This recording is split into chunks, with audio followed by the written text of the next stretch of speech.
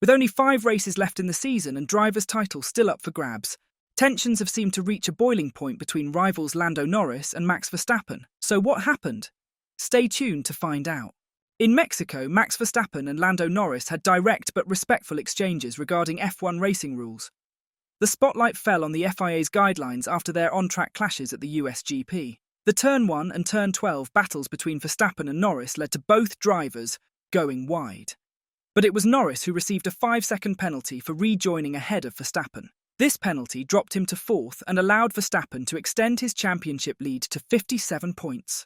Verstappen's tactics have been a hot topic at the Mexican Grand Prix, leading to a lively drivers' meeting.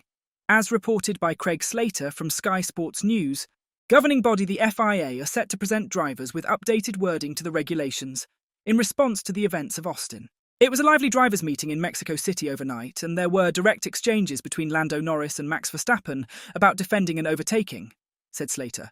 But I've been told they were calm and respectful. The rules of engagement and how to make them better dominated discussions. The majority view among the drivers was standards have to be improved, and what is already an ongoing evaluation needs to be stepped up. The meeting kicked off with the drivers asking the FIA how stewards make decisions in cases like the Verstappen and Norris clash. They wanted to better understand the process. Interestingly, while delivering that explanation, the FIA admitted it would draft some updated wordings to the racing guidelines and send that back to the drivers for review. Some saw this as a kind of admission of guilt, and that the current guidelines have allowed the exploitation of loopholes. The majority thought it was positive that the FIA was able to look critically at itself and implement change. Another point of discussion was whether the stewards are actually using all of the rules available to them in cases like the Norris-Verstappen flashpoint. Some pointed out that the rule about forcing another driver off track could still apply in such cases, that even as the guidelines exist, now forcing another driver off track should not be permitted. In other words, there is a clear and provable distinction between holding the corner in an acceptable way and approaching a corner with the main intent to run another driver off. Ultimately, there's an understanding that the rules will never be perfect. The appetite is to tighten wordings and try to define the guidelines better. The FIA's position on driver guidelines is that they were requested by the drivers, devised by the governing body in consultation with them, and ultimately signed off by the GPDA, the Drivers' Association. They are committed to evolving them, and they have undergone several updates over the past few seasons. In case you missed the action, Verstappen locked horns with McLaren's Lando Norris for 3rd place during the United States Grand Prix, where the rulebook played a pivotal role in Norris's misfortune. On lap 52, heading into turn 12, Verstappen, holding the inside line, forced Norris off the track as the McLaren driver attempted to snatch 3rd place. The stewards weren't impressed and handed Norris a 5-second penalty, knocking him down to 4th for gaining an unfair advantage. Hamilton, no stranger to heated battles with Verstappen, believes it's time for the rules and stewarding to get a closer look to prevent similar controversies in the future. Speaking to select media, including Motorsport Week ahead of the Mexico City Grand Prix, Hamilton expressed his concerns.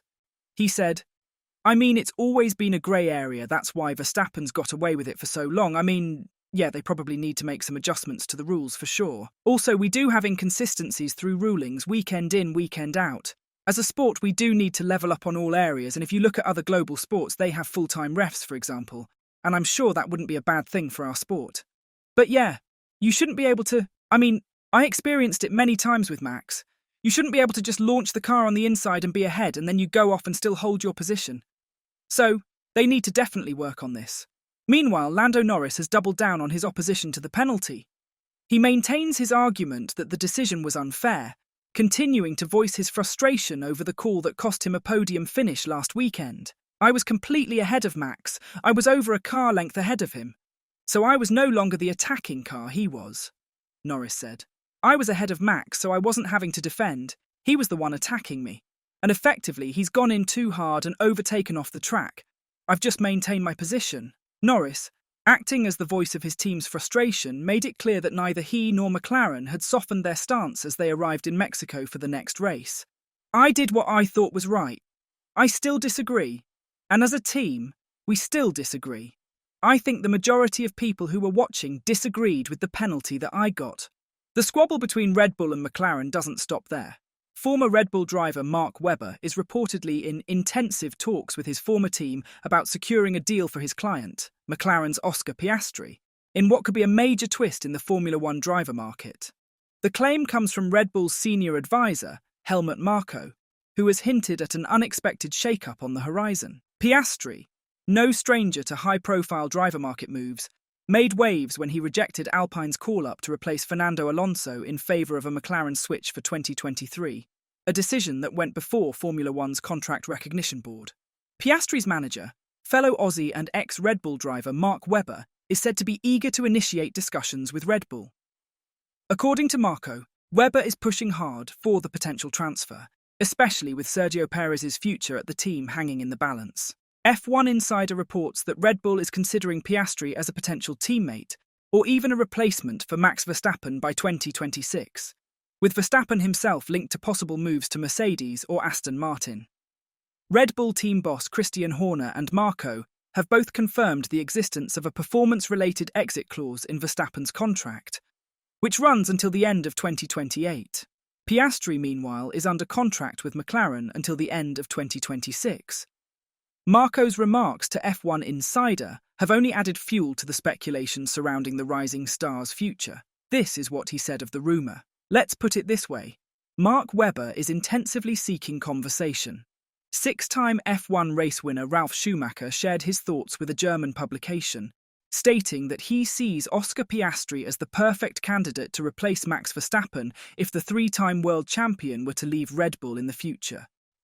Schumacher praised Piastri's talent and potential, saying, "If I were Red Bull, I would also endeavour to get Piastri. He is not only a super talent, but also extremely hard-nosed. He will get even better in the future, and the small disadvantages he still has compared to Norris will soon disappear. Furthermore, Red Bull cannot rely on Verstappen still being in the team in 2026. They have to be prepared for that. Piastri would be the ideal replacement. I am therefore very curious to see how McLaren will approach the Piastri issue in the future. Given his second-class citizen status in McLaren, will we see Oscar Piastri driving for Red Bull soon? Let us know your thoughts in the comments section down below. And as always, don't forget to like and subscribe to the channel if you haven't. Thanks for watching.